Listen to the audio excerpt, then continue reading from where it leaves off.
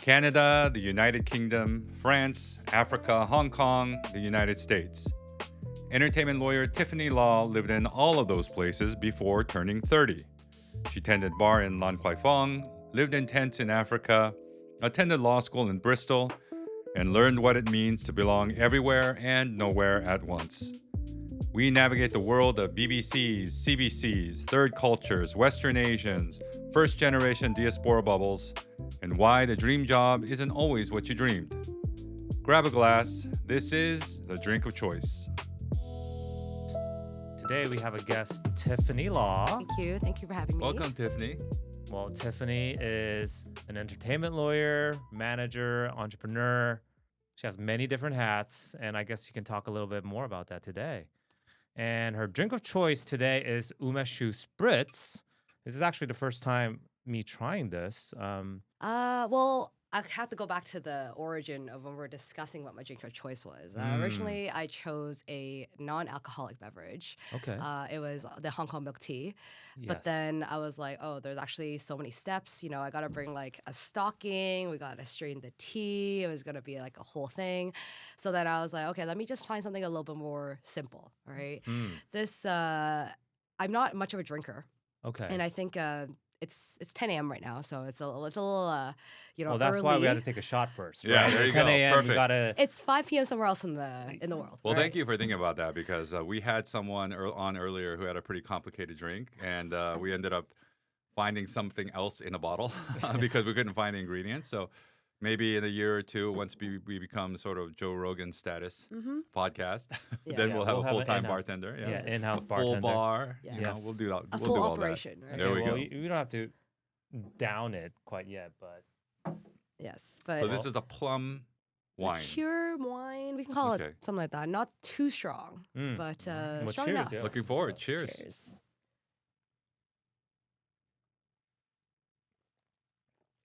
Oh, I thought this was a lot. I That mean, was pretty. I just went for the it. whole way. Let's go. Oh, that's pretty good. Yeah, it's really good. Sweet though. yes, pretty sweet. So it's one of those things where it's like I'm not a huge drinker. You know, being Asian, being female, I fit the stereotype. So gotta lighten it up a little bit. I think it would be good with club soda. Yeah. Yes. So when did you start drinking this one?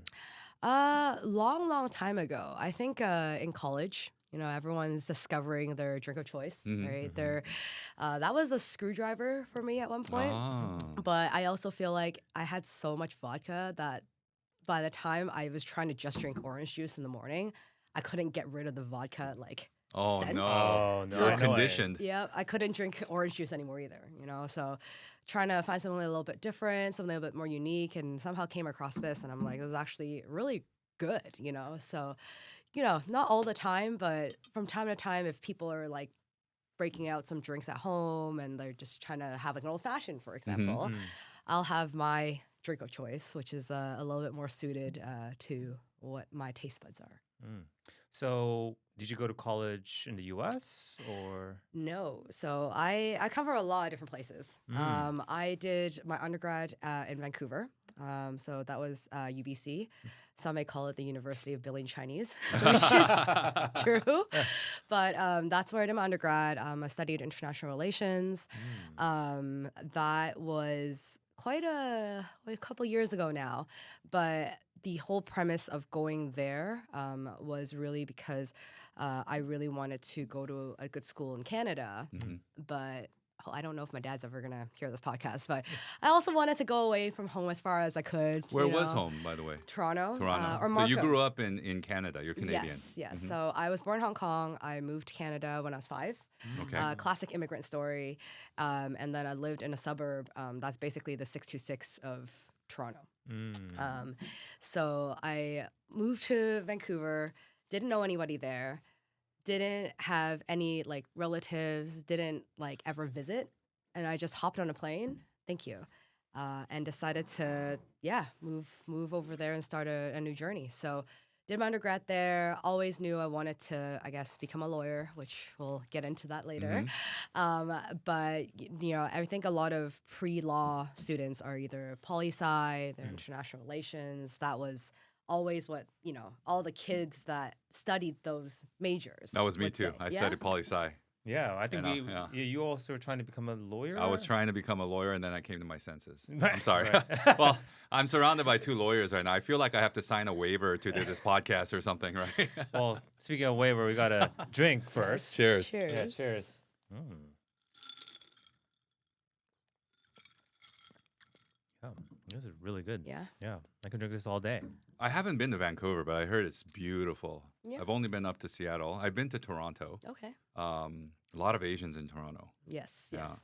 It's a lot of Asians. Toronto, Vancouver, I think both Mhm. are quite a lot. I'd say Vancouver if you're more active. You know, if you like hiking, if you like the outdoors, the weather is honestly incredible. So if I was to ever move back to Canada, I would say I would probably choose Vancouver. But you know, it's tough when family is in one spot, and then there's Yeah. like another spot that I had like roots in for quite a few years. But then back to the story of my origins, I also went to France for a year. So I did exchange in France in a small town in the Alps called Grenoble. So I studied there for a year. I thought I knew French. When I got there, I was like so confident. I was like, yeah. Because Toronto, there's a lot of French-speaking folks there. There are, but I would say that the reality of it, I don't know how it's like in America, but if you speak it, it's kind of like usually only in the classroom setting, right? So if you think about it, you speak it in class. And It's then required afterwards- in school, right? Not all schools. Okay. So in Quebec, in the province It's of the Quebec, official it is. language in Okay. Quebec. Yes, but then here, but everywhere else, it was more like a second language. Mhm. So you would have to, it's required to learn it. But again, if you're learning it in the classroom immediately, the moment you go for recess, Yeah. you're speaking English. Mm. All right. So I think that like I thought I knew French, Mm.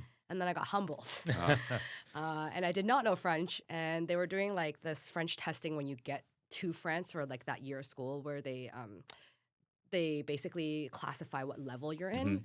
And I thought it was good, but I was not good. I was like second last level and had to work my way up. But it was humbling experience. and to- it's slightly different, right?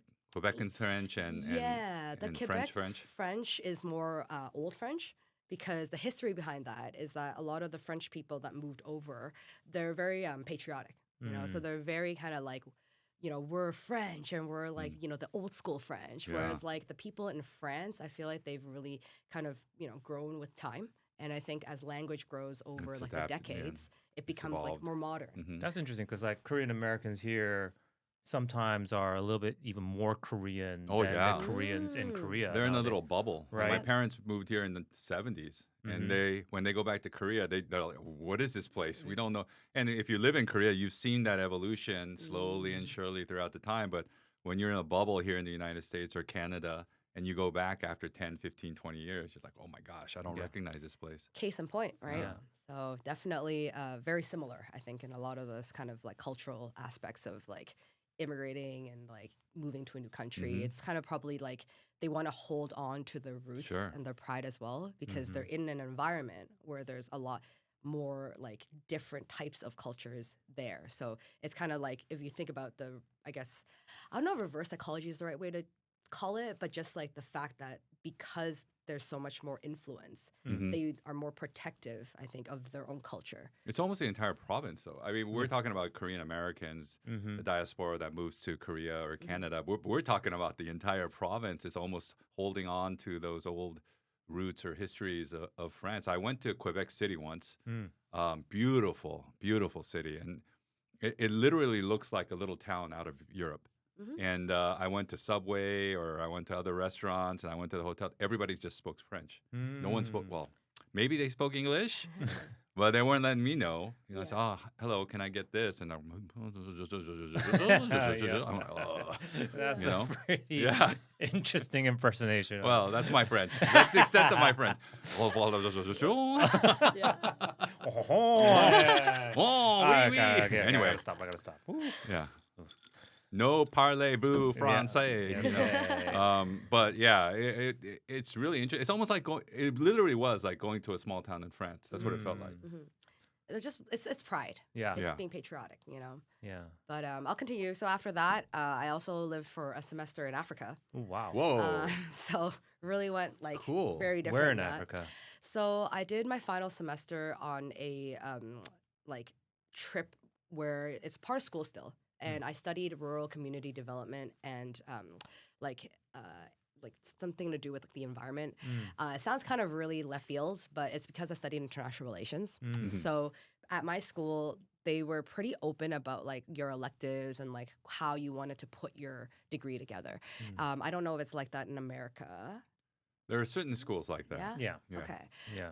And it's Interdisciplinary sort of. yeah. course. And the reason why I say this is because when I went to law school after that, I obviously then was just like law for everything. So with this degree, I basically convinced them that, oh, it's like global, global studies. I'm going to like experience the world. Like, honestly, I don't really feel like I learned anything tangible in my undergrad, but I learned a lot of life skills. So when I went to Africa, I lived in Kenya, Uganda, and Tanzania Oh, wow. for 3 months, 1 month each. And we like lived in tents. So every 6 to 8 days or so, we would go to different kind of like cities and like locations across Africa and basically lit out tents, have bucket showers, crap in the toilets that are like holes. You Yeah, know, yeah. the whole experience. Wow. So it's pretty close and- to, legitimate way of living in Africa. In some places, In yeah. some places, I yeah. mean, obviously they have their like really bougie resorts, and I'm sure you get a lot of ads for kind of those like really fancy safaris and stuff like that, which is I'm sure amazing.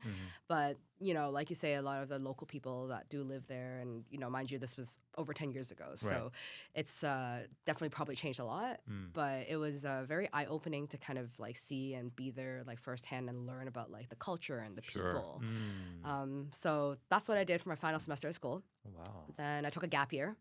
I moved to Hong Kong, back to my roots, because that's where I was born. And that was one of the best years of my life, mainly because I partied for 4 days of the week, Thursday, Friday, Saturday, Sunday. And This like, is the heyday of Hong Yeah. Kong, right? Yes. I did the same thing when I went back to Korea, Yeah. for the first time. LKF was still like bumping, and Yeah. like people are going out all the time. All the clubs were like just like everything was great. I remember I would like go and like have dinner. I go home, take a nap, wake up at like midnight, get ready, go out at like 1 a.m. and like wow. party. This is about until 10 years ago, right? Yeah. LKF was going off that It was time. bumping. Yeah. And is this how you got into dance music, or is that? Kind of. So while I was in Hong Kong, I also I worked 3 jobs at one time. So I had my day job, and then on the side, I also was a bartender at a restaurant. That was just so that I could I was interested, and I was like chatty, and like I wanted to earn a couple extra dollars kind of thing. So it was a restaurant called Beef and Liberty in a place called Shangwan, which is like on the island. And I basically like worked there. I would leave my day job, take the metro over, work there for the evening. And then if it's the weekend, I would like literally just pack up my stuff, and then I would hop on the train like 2 stations and then go to Central to go to LKF to party.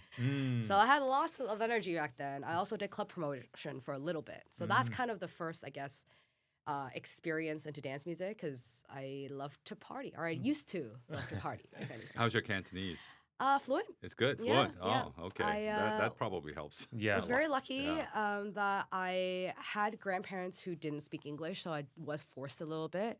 I wish I could read or write, but it's very difficult. Like the language itself is so complex, especially the traditional way of like writing. But I watched a lot of TVB growing up. I don't know if you guys know what that is, but that's kind of like the local channel in Hong Kong, where they have all the same types of dramas. They have like the variety TV shows and stuff like that, and I used to watch that a lot. So even in college, like some days like I would like stay up at night and I'd be like watching this, so, like having it as background noise while I study and stuff like that. So it helped with my listening skills. But this is great. I mean, I'm assuming you were probably in your early 20s, mid 20s by then. Yeah. Ish. Yeah. Ish. We'll just say ish, Yes, somewhere around yes, there. Yes. And you've already lived in Canada, Africa, Asia, and Europe. Yep.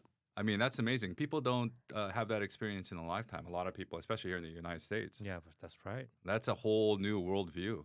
I think that's probably shaped how you think of a lot of things. Yeah, I think I have many lives. I've had many kind of identities, and like you say, I think I have experienced a lot. I will say, I think a part of it, as I grew older and kind of learned more about myself, I think a part of it came from a place where my mom passed when I was 12. She passed from cancer. And I think because of that, I had to grow up pretty quickly. And I kind of always had in the back of my head this fear that I was going to die young. So I felt like there was this urgency to like go and see all these things and do all these things. And obviously I still wanted to do it because it was like fun things. I want to experience the world. But I really had this like, I don't know if you want to call it irrational fear. Some type of fear, you know, that something bad was going to happen. So that was a part of the driver as to like why I wanted to experience life. But as you know, you get older, right? You have kids. You have, not that I have kids yet, but it's like you have kids, you have like, you know, pets, you have like older parents' responsibilities, you have, you know, your jobs, you have like a mortgage. Like there's so many things that compound. And before you know it, you're like, you know, like it's been 3 years since I've been to a new country. And my old goal when I was like younger was that I wanted to go visit a new country every year for the rest of my life. Wow. I still want to do that, but life, you know, gets ahead of you. And it's more difficult, I think, when you're here in the United States. It's hard to go travel internationally. If you're in Europe or Asia, it's really simple. When I lived in Singapore, especially, it's, oh, what do you want to do this weekend? Oh, let's go eat pho. Okay. Yeah. And then we get on a plane, go for a day or two, and then eat pho and eat other things and come back. And so I think that's one of the ways I convinced my wife to travel to Singapore. So we'll travel, we'll go to a different country every month. I mean, that's something you can't say while living in the U.S. or Canada. It's very difficult. Yeah. Unless Every you're just state going. maybe. Yeah, every state maybe.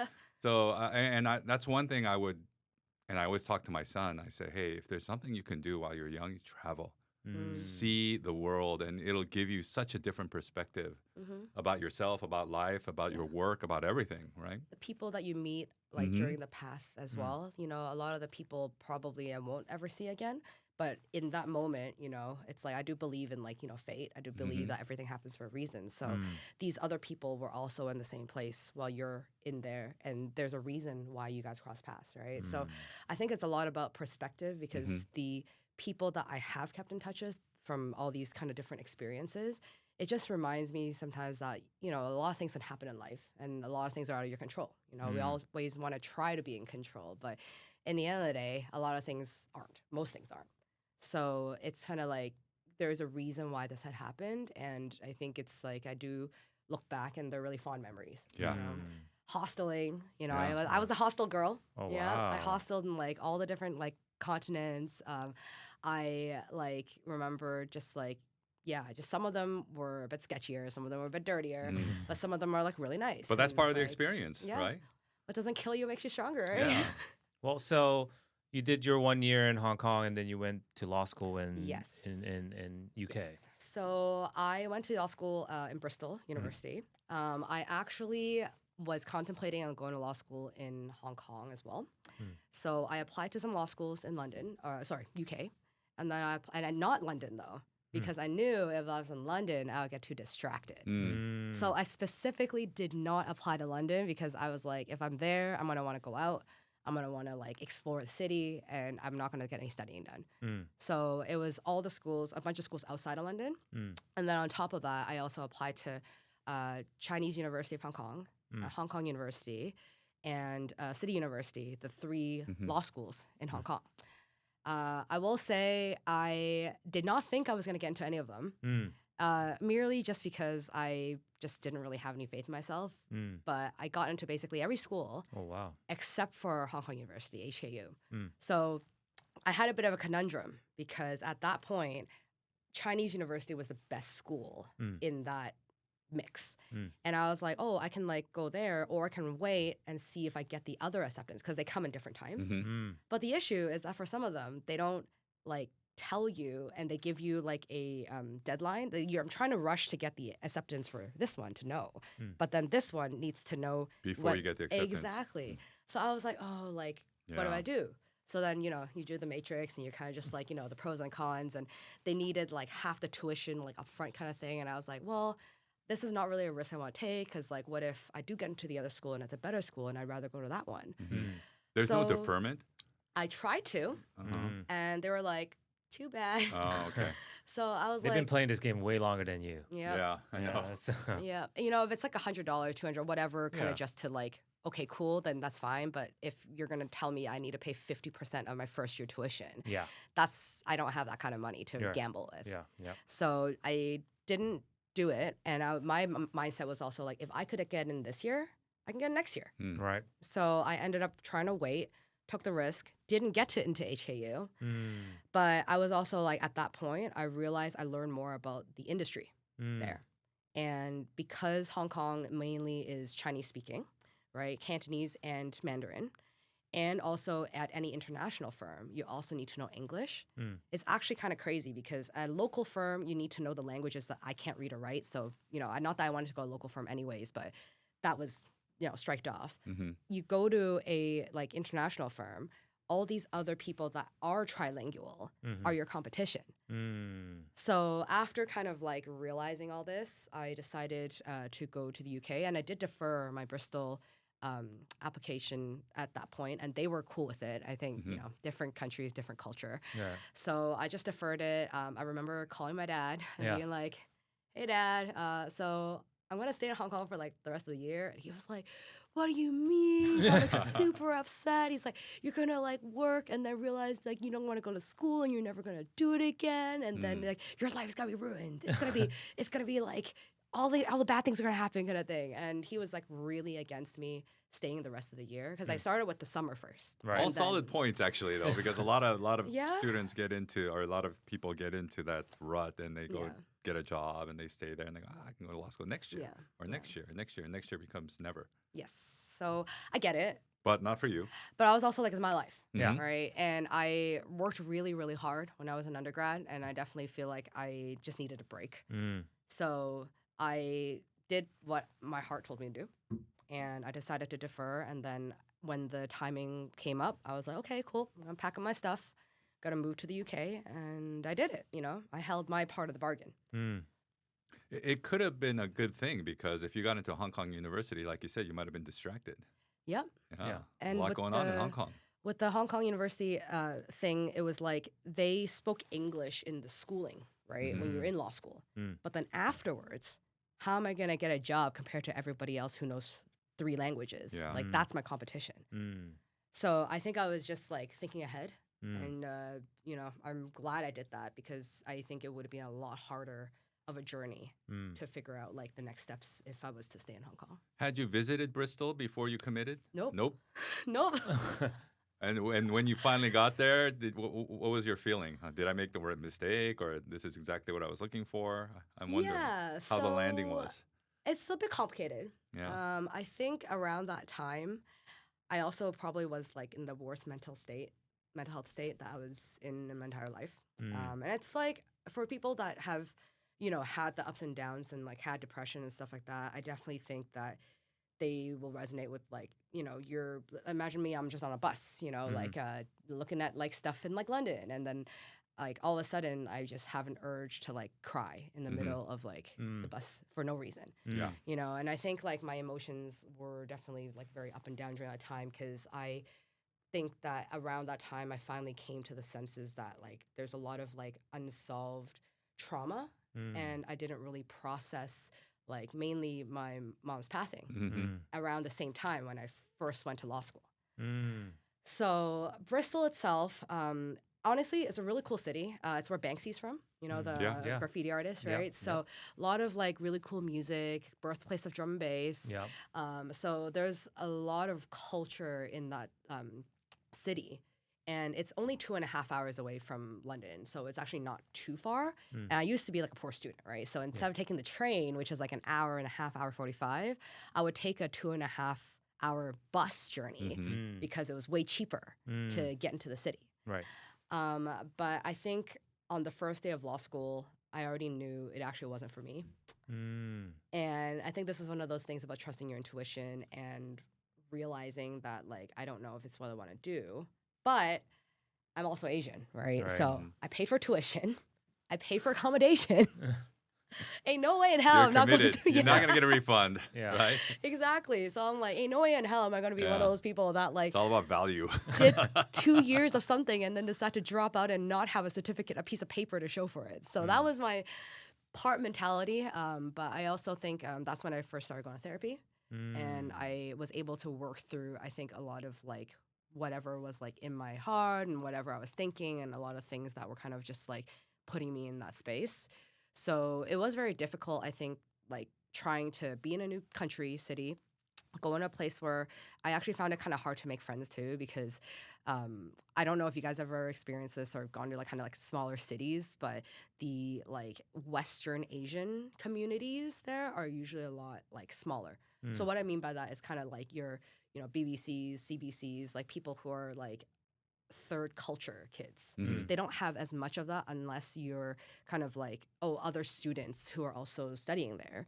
But the issue is I was doing my master's as well, like, and there was a lot less people. So there was only 50 people in my cohort, and there wasn't anybody else like me. There wasn't anybody else who had same interests as me, kind of in a way. So I still found like friends. I was still able to, you know, find people that I was like hanging out with, but it wasn't the same as like, you know, the friends I have here, the friends I have when I was in London when I moved there eventually for work, or even in Hong Kong and stuff like that. It was very, it felt very like isolating and lonely. So this was Go ahead. this is a two-year program? Yes. Yeah. And then, so after that, you got a job in London, and it was in law, or Yes.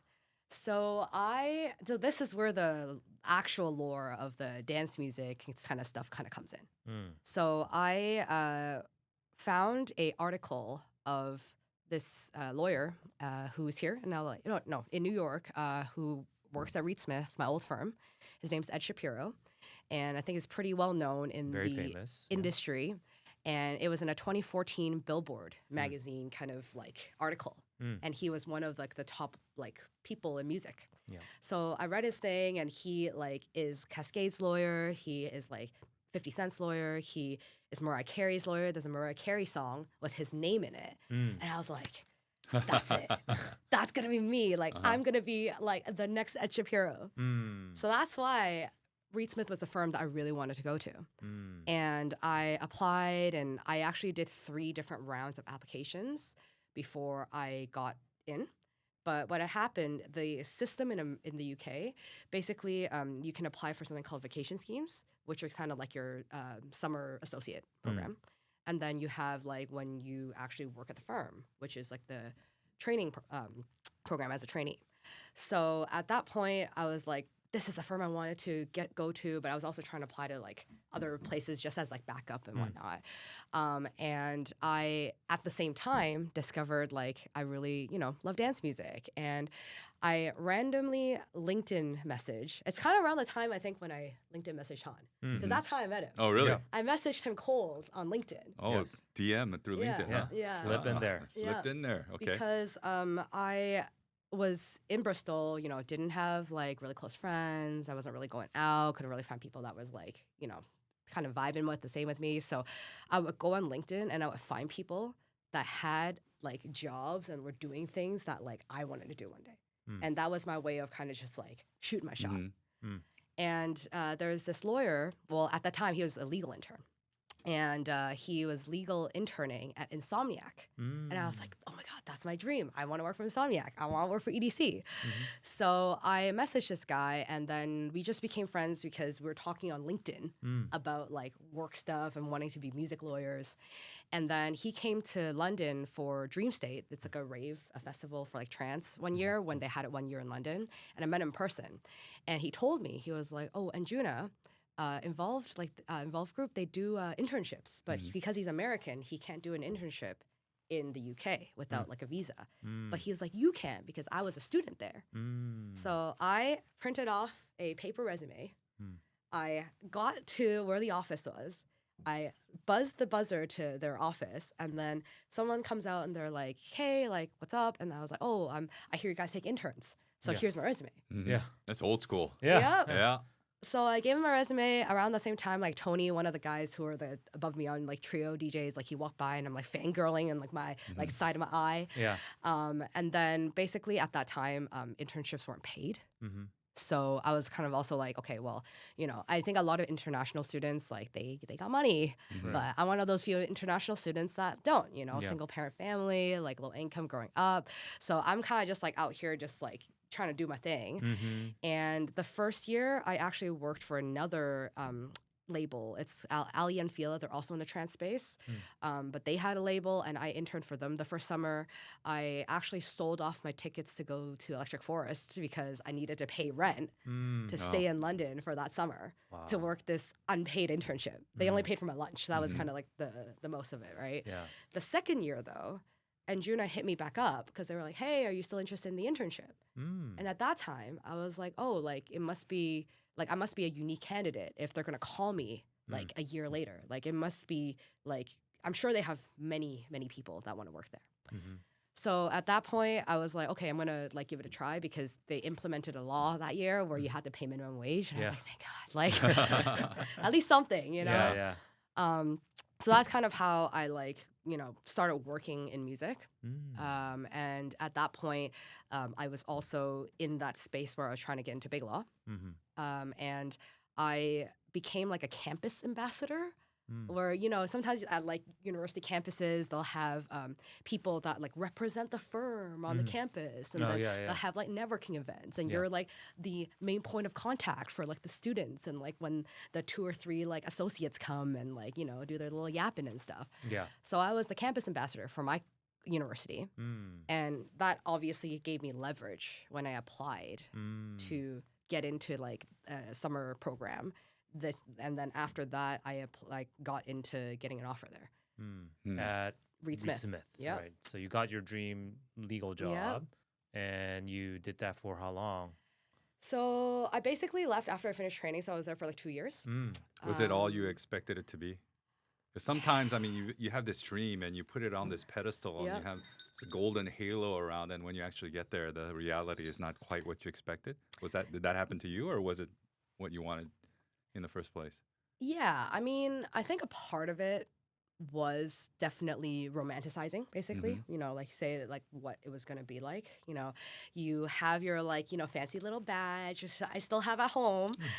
You have like, you know, your like, you know, suits, and like you have like, you know, your little like heels, and you're like going to the office with your little bag kind of thing. Like it was the whole kind of like setup. But the thing was, in between that, I'll backtrack really quickly. I actually spent 6 to 7 months off after I graduated before I went into full-time schooling because they do cohorts. So there's one cohort that starts in February, which was me, but there's another cohort that starts in September. So I skipped a cohort so that I could go travel. And at that point, we can go to another time, but that's where I met my husband. So that's a whole other story. But I also started at the beginning of COVID. I see.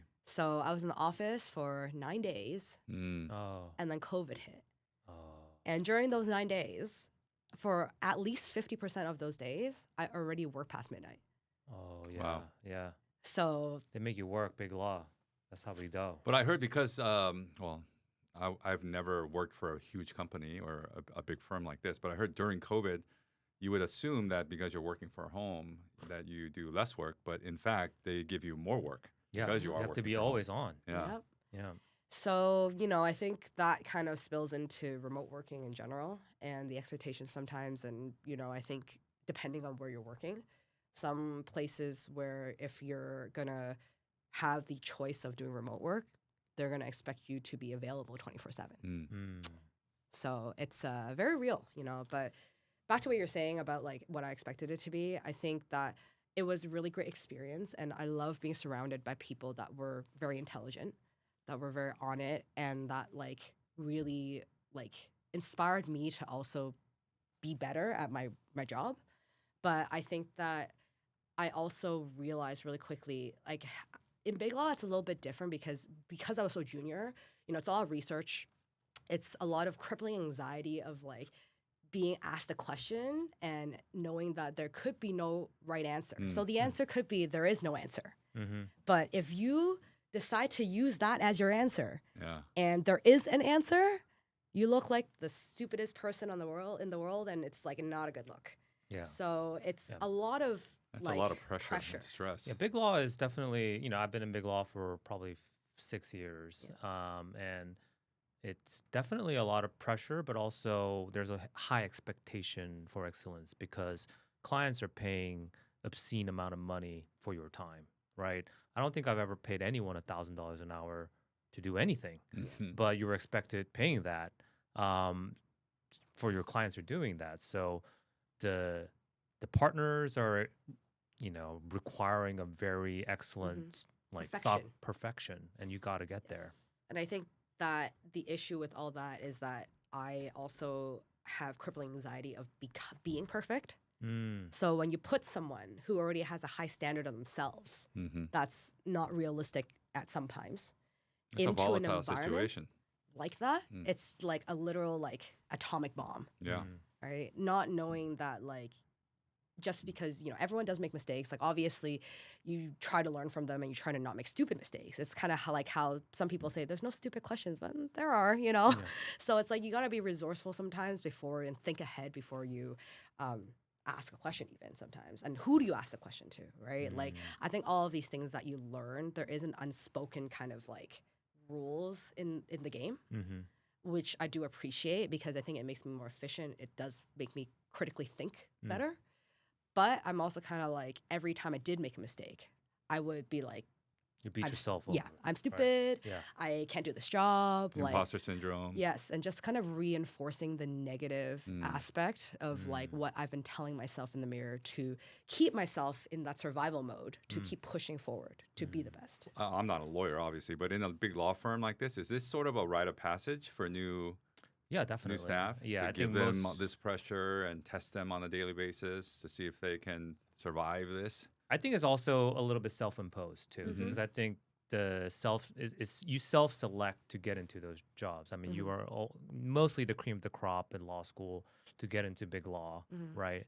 And they're already high-achieving folks, and the people who survive through the ranks are the high achievers of the high achievers. So there's always this unspoken pressure that sometimes is applied, but also is imposed on yourself. Yeah, it's kind of like you can't control how other people treat you, but you can control how you react to it, right? So there is a bit of accountability on the like latter aspect of it, and I think now a couple years later, I obviously recognize this and I'm able to reflect back and like understand. But when you're in the thick and thin of it, especially because in the UK, you don't just get a job and then you just like qualify into that department. The first 2 years, you're still grinding. You have 6-month rotations in different departments, and you're still performative because at the end of the 2 years, you reapply for the department that you want to work in. So the entire time, my entire life, it was just like, So for 2 years, it's basically a prolonged test, right? Yeah. So every single piece of my journey, whether it was from like grade school to get into good university, undergrad to get into a good master's to get into a good law firm to get into a good department. The entire time, my entire life, it's like, I'm like, no wonder I have gray hairs. Like, I'm not like just a couple. Yeah, I mean, I think that there is something that amount of pressure, and as a lawyer, there is kind of a exceptional growth that happens under that pressure. And I think that's something that I'm really proud of myself for surviving big law. And those years was that I think I became an exceptional lawyer through that. Not that boutiques don't have exceptional lawyers, but there's this kind of training, incredible pressure cooker environment that pushes you to become a better lawyer. It kind of reminds me of the chef world, to be honest. Right? Fine dining chef world. There's so much pressure. You go in as a dishwasher or commie, and you're working your way up, and every day you're just getting screamed at for every little mistake that you make. But a lot of old school chefs think that that's how you make a great chef, by continuing to do that. The school of hard knocks, right? And that's sort of rite of passage in order to become a great chef. So it's interesting to see there's a correlation in law, in finance, and other industries as well. Hopefully that's changing a little bit, Yeah, and I think it's like, it's not for nobody. Like for some people, it's like where they thrive. I definitely think that like in society, different people are meant to be doing different things. And there are some people that are meant to be doing this. That's why this exists to a certain extent, So I just think that I realized that for me, I had a lot of internal things that I was also working on. Like out of the 2 years I was there, out of the 4 rotations, I definitely had a meltdown at the office at each of them, where I'm literally crying in my office. So that's not healthy. Yeah. Yeah. You know, Yeah. so it was definitely a really grueling time, but I know that half of it was just the pressure I put on myself. So did that experience help you to decide to move on to something else, or was there Well, other circumstances involved in that? so at the end of that stint, Mm-hmm. one of the rotations was an external secondment, and it was in entertainment. It was for a company called Bauer Media Group. So it's like a German conglomerate. Very interesting because it's like family owned. But they have like radio stations. They have magazine and print and stuff. And they have like that was my first experience in house.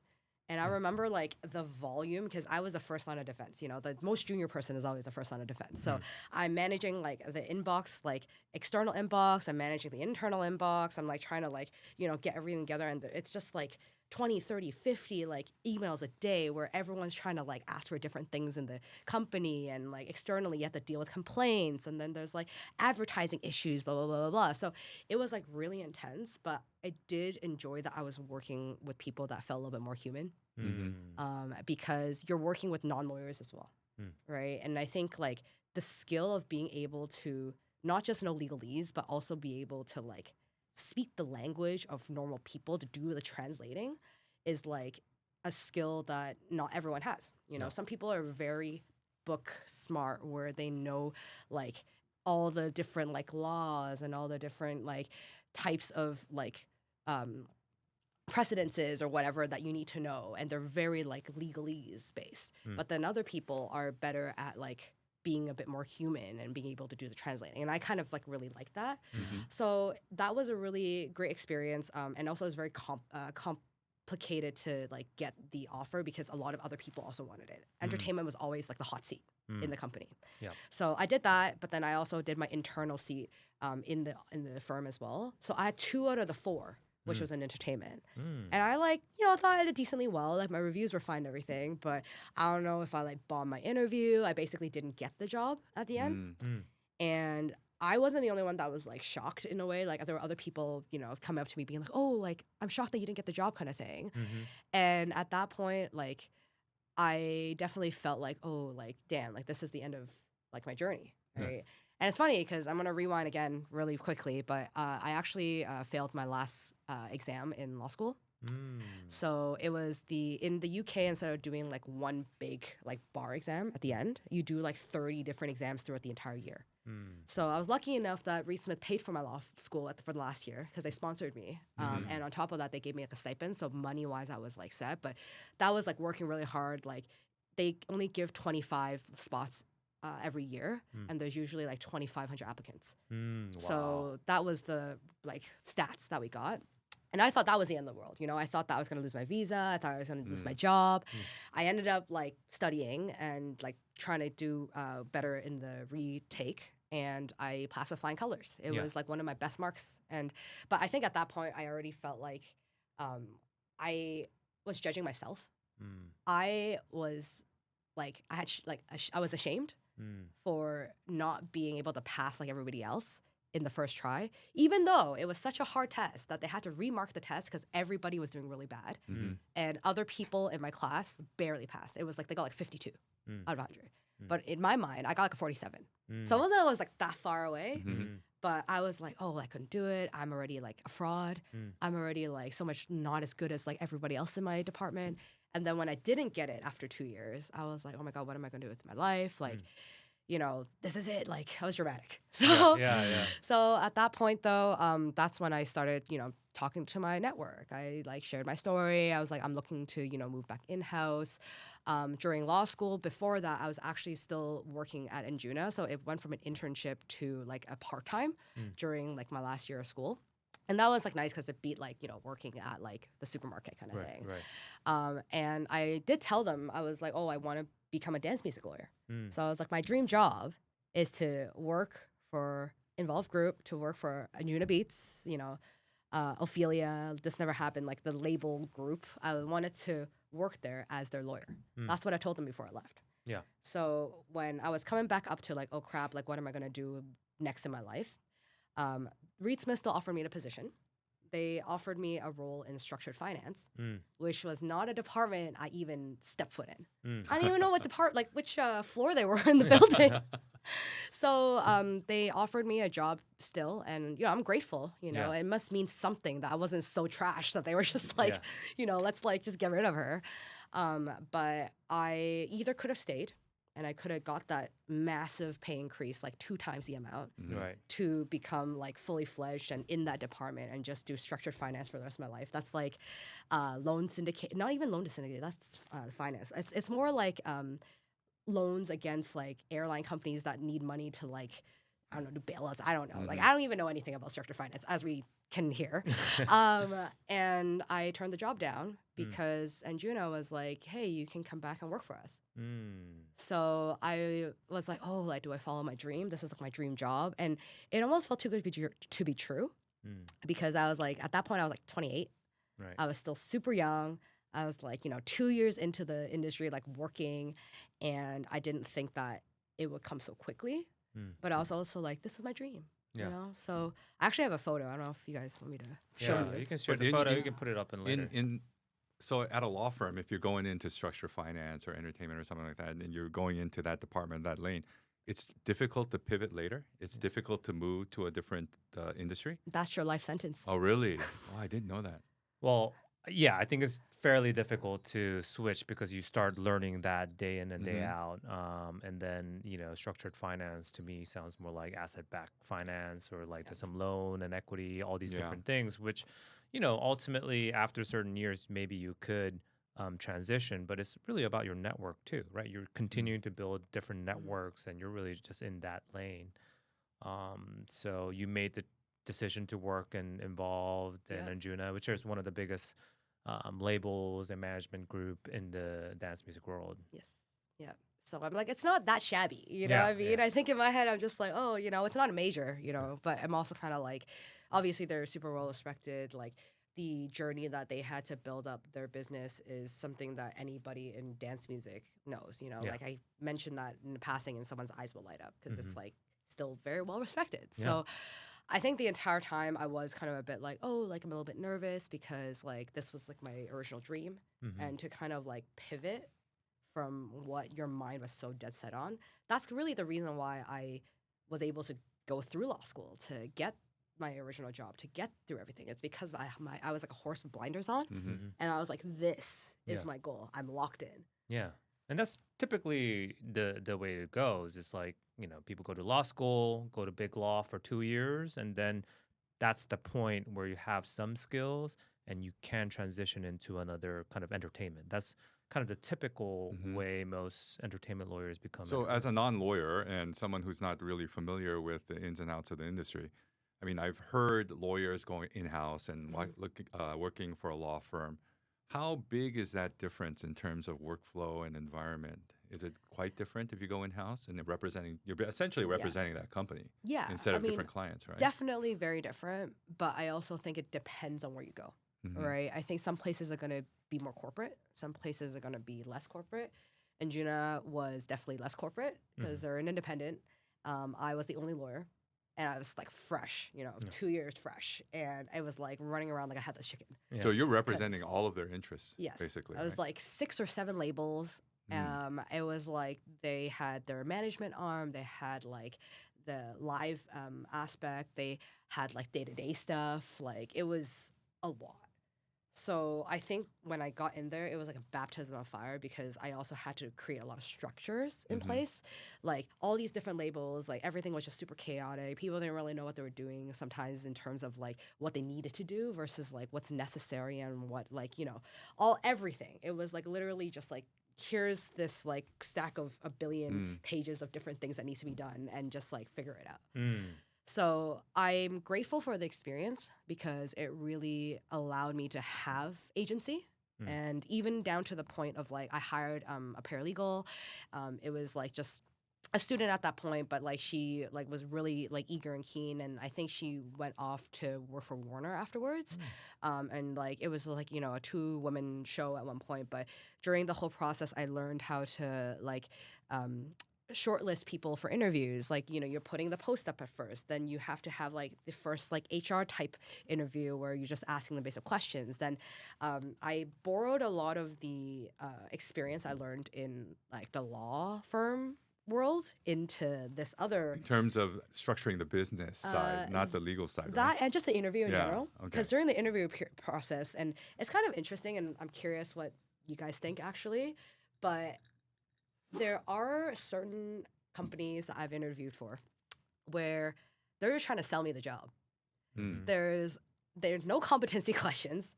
There's literally nothing that is like, how do you know that I can do the job? Whereas when you're in the law firm kind of like track, it's like you have your interview, then you have like a take-home exam, and then you have like a second interview. Like it's very kind of like structured, right? And they like test your like ability to find like spelling mistakes. They test your ability to like comprehend like it's kind of like school. It's like a Yeah, test. it's very comprehensive too. But I feel like that's normal because I've interviewed other places that have had it, but some places don't.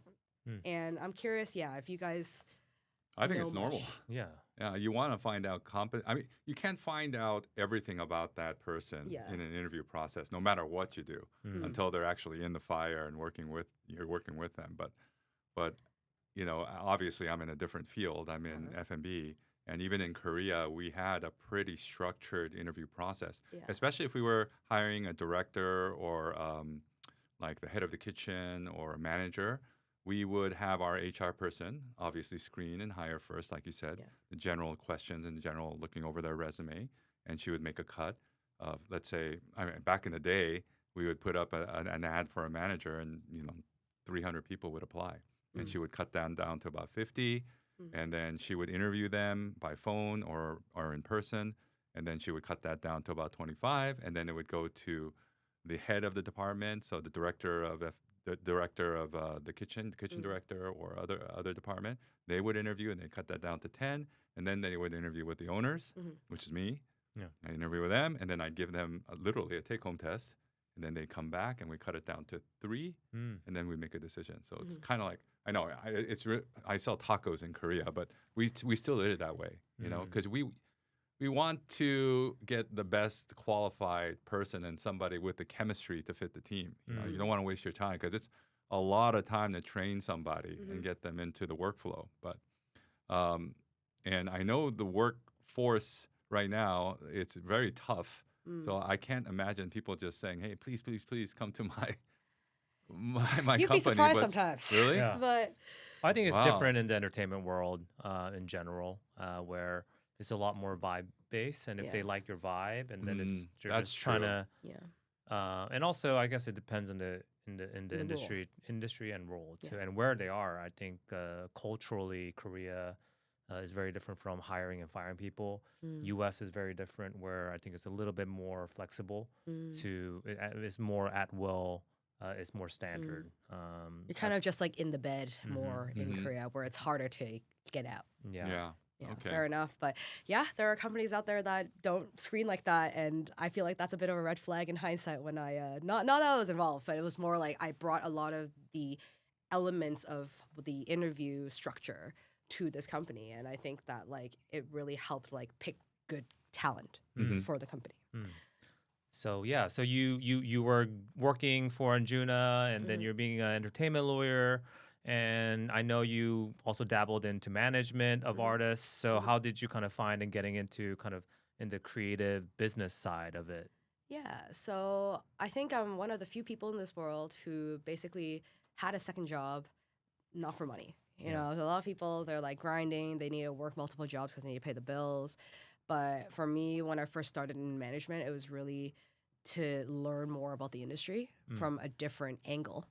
And, from the very beginning, I knew I didn't really want to be a lawyer, right? Like back to that, I was like, I did it because it was financially stable. I think that was really important for me coming from a background where I wasn't as financially stable. And, every dollar that I made was like with my own 2 hands. Like when you come from a place like that, it's like survival mode was a really big thing. So I chose it because of that. And then obviously like the status and like the whole like, lifestyle, all that kind of stuff. Like there is a lot of like great things about that. I think that was packaged nicely on paper. So it was like doctor, lawyer, engineer, accountant, right? Like those are the typical four. Asian, yeah. So I wasn't good at science and math as much. And mind you, like, in grade school, I think, I was getting 90s all the time and stuff like that. So an 80 something was like bad because we're Asian, all right? Yeah. So I decided to do the law thing. But then I realized like I just don't really like to redline. Like I don't mind it from time to time, but I think the idea of like waking up every day, you open your laptop, you find like what contracts you need to review, and you need to just like, redline the documents and whatnot. Like some of it is fine if it's like a couple hours a day or whatever. But if that's like my entire life, it's not something that I really think is meant for me. So when I did the management stuff, it was a lot about like talking with clients. It was a lot more about like the creative aspect. I didn't know that much about marketing, so it's kind of learning about like social media and like other types of marketing, and then PR, and learning like a more holistic view of like, even with if your clients don't have agents yet and they have shows, then you have to do all the booking aspect of it, and then advancing and everything. So it's like learning even like these buzzwords and what all these different things mean. It obviously made me better at my day job, but it also gave me the opportunity to network and like meet different people that do different things in this industry. Yeah. But also being an attorney gives you a good baseline, a good background to go into another industry armed with knowledge. Yes. Very important knowledge about contracts and the law, obviously. And I know a lot of lawyers. In fact, many of them aren't lawyers anymore. They're either gone into finance or been agents, sports agents, or managing artists. There you go. Managing artists. So Tiff is one of the, when we connected, I just saw a lot of similar path where, I was pursuing law as a lawyer, but also working management on the side, right? And as she said, as a manager, you are kind of acting as a quote unquote CEO of the artist and in there. So you are having a lot more day-to-day experience of actual business in the music industry, while on the legal side, you're just kind of really doing the deal making. There's not really any of the execution. So that's where management has been really valuable for my career. So one of the questions that we ask here is to ask, what is one of the best choices you made in your life, career or life-wise? Yeah. So the best decision, a choice that I made, is definitely betting on myself throughout the entire journey of everything that I've done.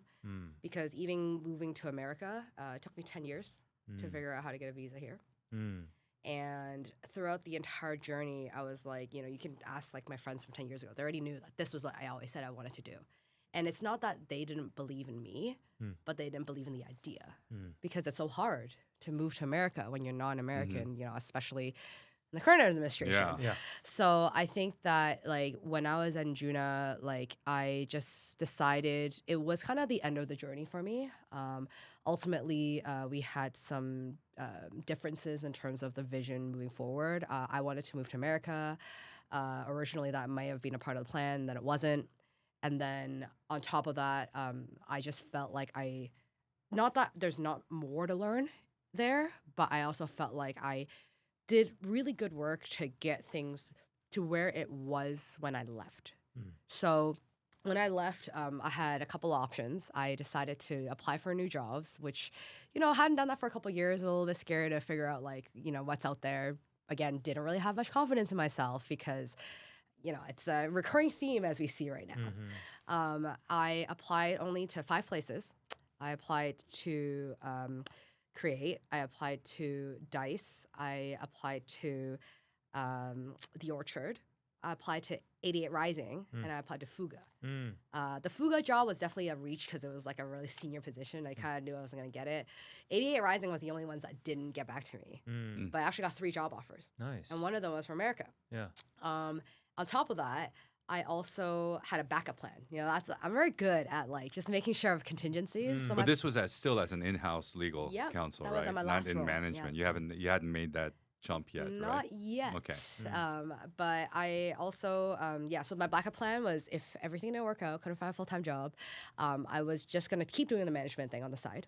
I think like it's something that's always going to be ongoing because I think like depending on the artist and where you're at in life and what kind of people you cross paths with, like there's always going to be people looking for management and representation. It's just kind of complicated sometimes because is it going to be worth your time?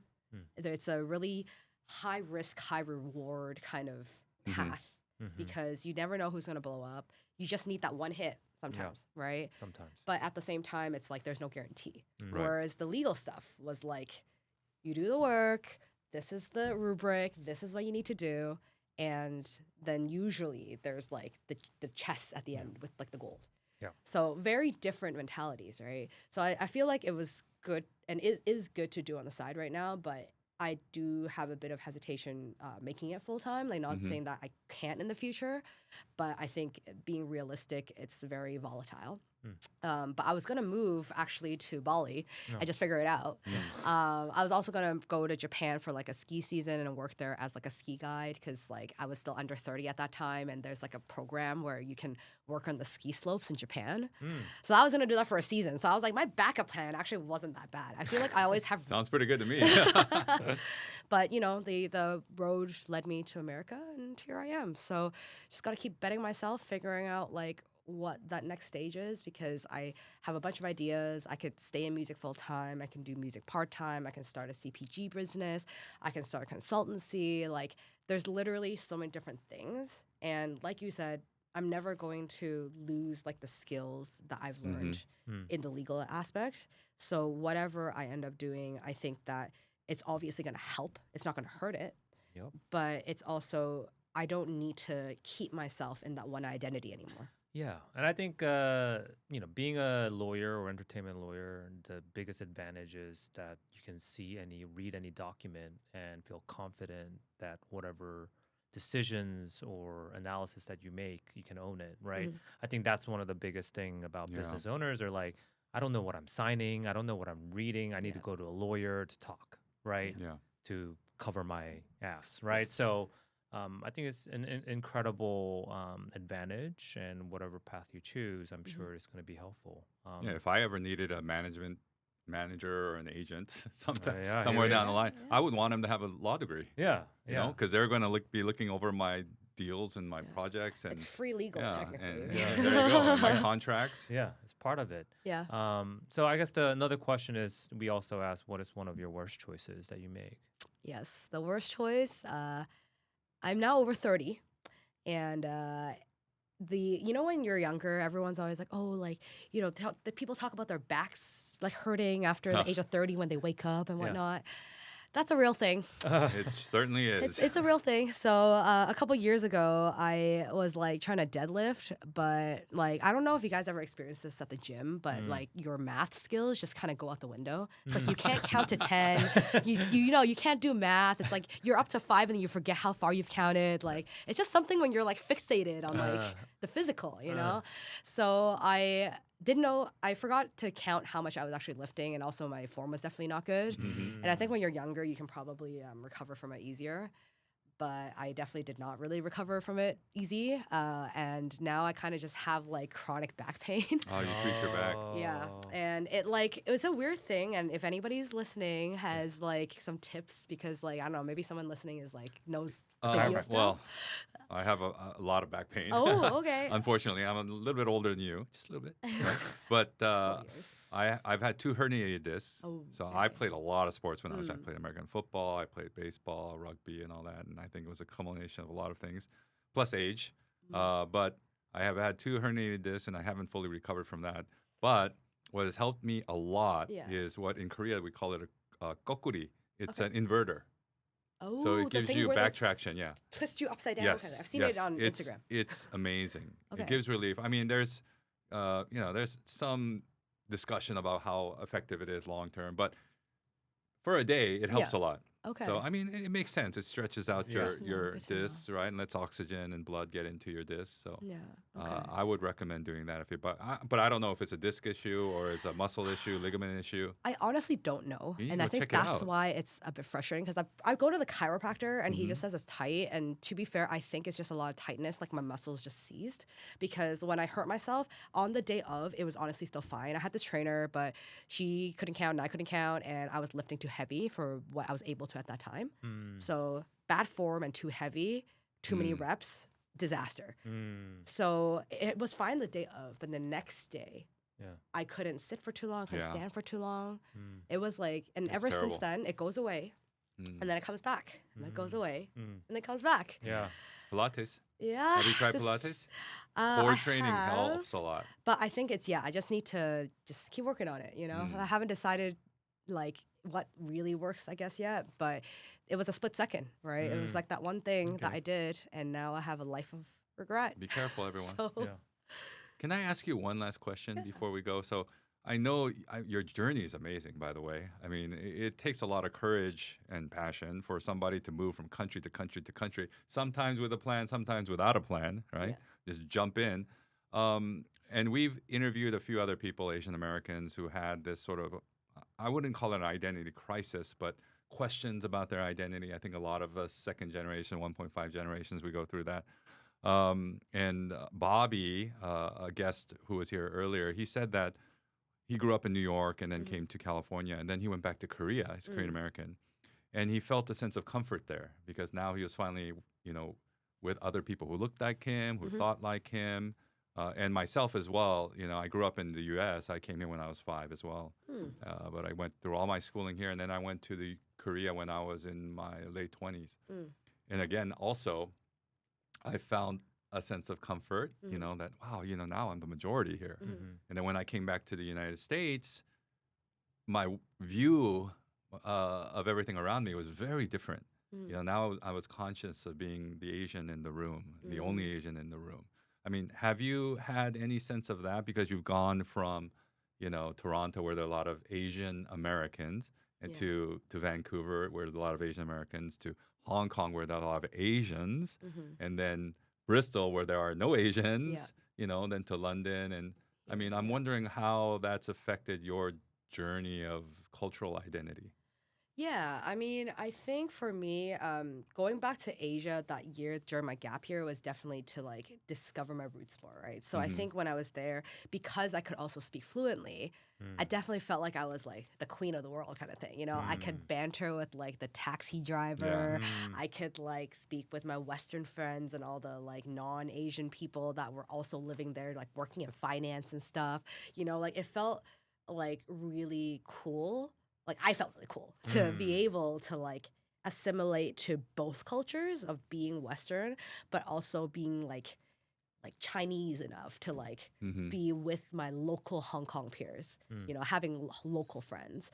I think that when I was in different places like around the world, like I think California is a little different because obviously there's a lot of Asians here. Yeah. I think it's a bit of a different cultural bubble where being third culture is like the norm, Mm. right? So I think in the end of the day, it's like what you make of it. And it's kind of like I do sense that comfort that your previous guest is saying when I go back home, just because you're amongst, your people and like the culture of like your ancestry kind of Mm. thing.